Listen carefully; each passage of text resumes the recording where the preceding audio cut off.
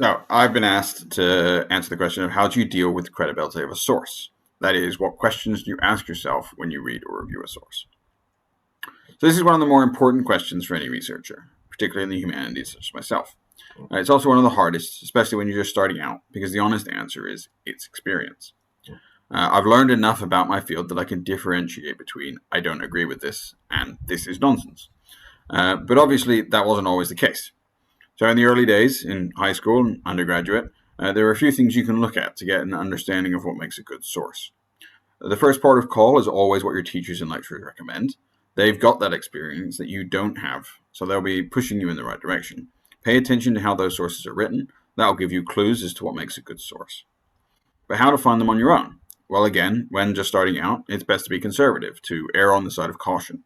So there are a few things that you can look to. First is publisher. Academic presses like Oxford University Press specialize in publishing scholarly work, so that acts as a form of quality filter. Author is another one.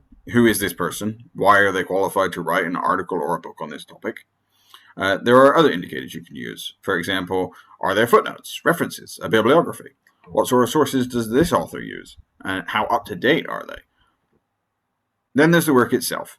Is it well structured and thought out? Do they actually make an argument? Do they explain their reasoning to you? Or do they just declare things to be true? Well, of course it's true. I said it. Happens more often than you think it does. Finally, you need to read widely and broadly. You need to read authors you agree with and authors that you disagree with, and then work out what you think. Gradually, you'll be able to work out what constitutes a good source without being dependent upon some of these indicators, which is good. They're not ironclad rules. Some excellent works of history have been written by people without history degrees. And more importantly, you'll be able to discern the difference between I don't agree with this and this is nonsense.